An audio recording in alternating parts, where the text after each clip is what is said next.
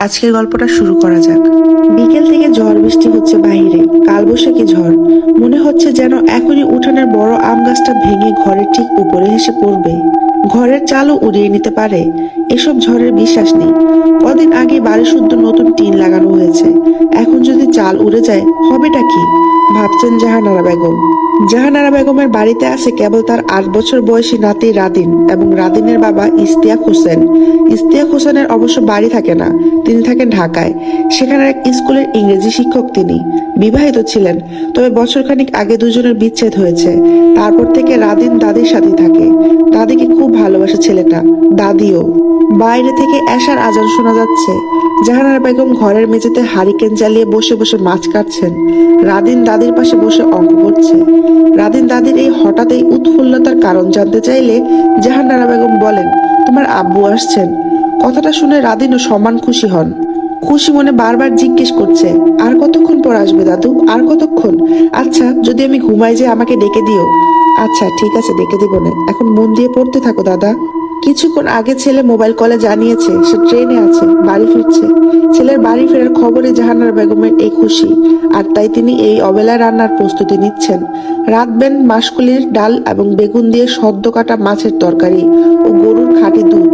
ছেলে খুব পছন্দ করে এগুলা। জাহানারা বেগম ঘর থেকে প্রয়োজনীয় উপকরণ নিয়ে রান্নাঘরের দিকে যাচ্ছেন।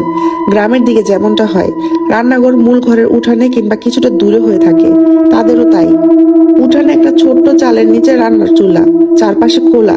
রান্না করার জায়গাটার পাশে 2-3টা পেঁপে গাছ, একটা পেয়ারা গাছও, কিছুটা সামনের থেকে ফলমূল ও অন্যান্য গাছ। তারপর বাড়ির বারান্দার দরজা। দাদু, আমি তোমার কাছে বসে পড়ি। এখানে কাদাও নেই, যাও তুমি ঘরে যেয়ে পড়ো দাদা। না দাদু, আমি তোমার এখানেই পড়বো। নাতির কথা আর ফেলতে পারলেন না জাহানারা বেগম। পড়ুক বসে এখানে। তিনি এক মনে রাঁধতে থাকলেন।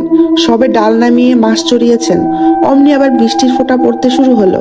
জাহানারা বেগম নাতিকে বললেন, তুমি ঘরে চলে যাও, আমি রান্না নিয়ে আসতেছি। এখানে থাকলে বৃষ্টির ছিটা লাগবে শরীরে, জ্বর আসবে। নাতির উত্তর না পেয়ে পিছন ফেরেন জাহানারা বেগম। তবে তিনি অবাক হন, নাতি নেই। ভাবেন ছেলেটা কখন গেল, খেয়ালই করলাম না। যাকগে, ভালো হয়ে গেছে, নয়তো বীজে কাক হয়ে যেত। রান্নাঘরটা পরের বার বড় করা দরকার, ছেলেকে বলা লাগবে। কাজে মন দেন জাহানারা বেগম, তবে তার কেন যেন মনে হতে লাগে কেউ তার দিকে তাকিয়ে আছে এক দৃষ্টিতে। কেমন অদ্ভুত অনুভূতি, অস্বস্তিকর। বারবার তিনি বাড়ির বাউন্ডারির দরজার দিকে তাকাচ্ছেন। মনে হচ্ছে বাউন্ডারির ওপাশ থেকে দৃষ্টি তীরটা তার দিকে আসছে। কি অদ্ভুত, ওখানে আবার এত রাতে কে থাকবে এ জনশূন্য গ্রামে? মাছ রান্না হয়ে আসলে ভাত বসিয়ে দেন জাহানারা বেগম। ছেলেকে দুপুরের ভাত দেওয়া যাবে না, বেচারা এতদিন পর বাড়ি আসবে, একটু যত্ন না করলে হয়? শহরে থাকতে থাকতে দেখা যাবে আবার বকের মতো শরীর নিয়ে ফিরবে। প্রতিবার এমনই করে ছেলেটা। ওখানে নাকি মেসের কোন খালা রান্না করে দিয়ে যায়, একটুও স্বাদ লাগে না। খাবার স্বাদ না হলে কি শরীর হয়? এক মনে ভেবে যাচ্ছেন তিনি। অমনি মনে হলো কেউ যেন তার সেই বাউন্ডারির দরজার সামনে শব্দ করলো। তিনি কান পেতে শুনতে চেষ্টা করলেন। কেউ একজন মাত্রই বলল দরজা খুলতে। মহিলা কণ্ঠ, খুবই পরিচিত, এই গ্রামেরই, তবে মনে করা যাচ্ছে না ঠিক কার কণ্ঠ ওটা। অগত্যা এগিয়ে গিয়ে দরজাটা খুলে দিলেন জাহানারা বেগম। তবে তিনি বেশ অবাক হন এটা দেখে যে আশেপাশে যতদূর চোখ যায় কেউ নেই। ভাবেন মনের ভুল, বয়স হচ্ছে তো, বয়স হলে নাকি মানুষ যা তা কল্পনা করতে শুরু করে। সে যাগ্গে। জাহানারা বেগম সে চুলা থেকে ভাত নামিয়ে দুধ বসালেন। ভাতের মার সংরক্ষণ করা হচ্ছে একটা বাসনে। এগুলো ছাগলের বাচ্চাদের দিবেন জাহানারা বেগম। কিছুদিন আগে ওপাড়া থেকে একজোড়া ছাগলের বাচ্চা কিনে এনেছেন তিনি। লম্বা লম্বা কানওয়ালা ছাগল জোড়া, দেখতে বেশ সুন্দর। দুটোই সোনালী কালো রঙের। দুধ হয়ে গেলে সেসব সহ ঘরে ফিরেন জাহানারা বেগম। রাদিন বিছানায় বই খাতার উপরে ঘুমিয়ে গেছে। মা হারা কি নিষ্পাপ ছেলেটা, দেখো কেমন জাতের মেয়ে মানুষ, অমন ফেরেস্তার মতো ছেলেটাকে ফেলে আরেক বেটার সাথে চলে যেতে পারে। ছি! ঘৃণার পাশাপাশি হৃদয়টা যেন অজানা কষ্টে ভার হয়ে ওঠে। তিনি রান্না করা পাতিলাগুলো রেখে এসে নাতির বইপত্র টেবিলে রেখে নিজেও শুয়ে পড়লেন নাতির পাশে। রাত খুব হয়েছে, ছেলে কখন ফিরবে কে জানে। একটা কল করা উচিত, কিন্তু তিনি কল করতে পারেন না। এক জায়গায় কল দিলে আরেক জায়গায় চলে যায়, শুধু কল ধরতে পারেন। অগত্যা চোখ বুজে ঘুমের দুনিয়া হারিয়ে গেলেন তিনি। সময় ঠিক কটা জানে না জাহানারা বেগম, তবে মনে হয় না ফজরের আজান দিয়েছে। বাইরে ঝড় বইছে খুব। সেই ঝড়ের মধ্যে ছেলে ডাক শুনে ঘুম ভেঙেছে তার। ছেলে ফিরেছে কতক্ষণ আগে জানা নেই, তখনও দাঁড়িয়ে আছে দরজার বাইরে। দ্রুত উঠে তিনি দরজা খুলে দিলে ইশতিয়াক হোসেন ঘরে ঢুকে যান। জাহানারা বেগম টেবিলে খাবার দিতে দিতে ছেলেকে হাত মুখ ধুয়ে আসতে বললে ছেলে জানায় সে বাহিরের কল থেকে ধুয়ে ফিরেছে। সোজা খেতে বসে যায় সে। হ্যাঁ বাবা, ওখানে কেমন আছিস তুই? কোনো সমস্যা হচ্ছে না তো? ভালো ভালো আছি আমি। এতদিন পর বাড়ির কথা মনে পড়েছে তোর? গত মাসে আসিসনি কেন? ব্যস্ততা বেশি ছিল মা, মাথাটা খুব ব্যথা করছে আজ। ওহো, সে কখন থেকে জার্নি করছিস? ব্যথা তো করবেই। দ্রুত খাবার খেয়ে ঘুমাতে যা। ইশতিয়াক হোসেন খাবার খেতে খেতে কেমন অদ্ভুত দৃষ্টিতে ছেলের খাটের দিকে তাকিয়ে দেখছেন। তুই আসবি জানার পর থেকে খালি জিজ্ঞেস করছিল আর কতক্ষণ পর আসবি। ওকে ডেকে দিতে বলেছিল। ডাকো তবে। থাক, ঘুমা কাজ, সকালে দেখিস। দিনে তো ঘুমাই না, সারাদিন দৌড়াদৌড়ি করে জানিস, খাবারও খেতে চায় না। জোর করে খাওয়ায় যতটুকু। তুই একটু বুঝিয়ে বলে যাস কেমন? তোর কথা তো মানে। সমস্যা নেই, ডাকো। কি বিপদ? আচ্ছা ডাকছি। নাতিকে ডেকে বাবা আসছে বলতে রাদিন এক লাফে উঠে যায়। উঠে সোজা বাবার কোলে এসে বসে।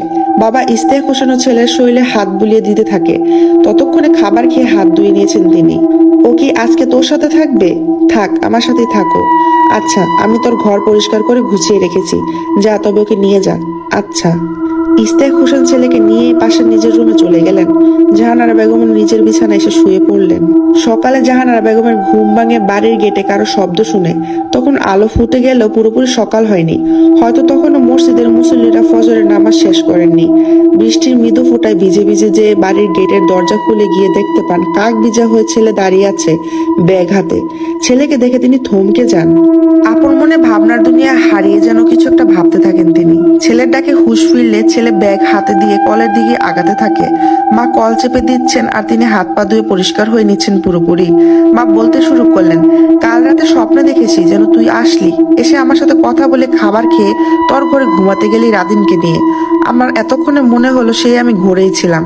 ইশতিয়াক হোসেন হাসতে থাকেন। ছেলেকে না দেখে আসো যে, সেই জন্য স্বপ্নে আগেভাগে স্বাগত জানিয়ে নিলা। চলো ঘরে চলো। চল, ভিজেই তো গেলি। ঘরে ঢুকে জাহানারা বেগম আরো বেশি হতভম্ব হয়ে যান। তার ঘরে রাদিন নেই। এক মুহূর্ত সময় নিয়ে ভেবে নিলেন, যদি কাল রাতের ব্যাপারটা স্বপ্নই হয়ে থাকে তো রাদিন কোথায় গেল? ছেলে ইশতিয়াক সহ দ্রুত তিনি ছেলের ঘরের দিকে পা বাড়ান। তড়িঘড়ি করে ঘরে ঢুকে কিছু একটা দেখে জাহানারা বেগম জ্ঞান হারান। ছেলে ইশতিয়াক কিছু বুঝে উঠতে পারল না, শুধু দেখলেন তার বিছানার উপর রক্তের ছোপ ছোপ কালচে দাগ। তাহলে কি জাহানারা বেগমের ভুল হলো? রাতের বেলা দরজা খুলে কে ভিতরে এসেছিল? আর অকালে কেন রাদিনকে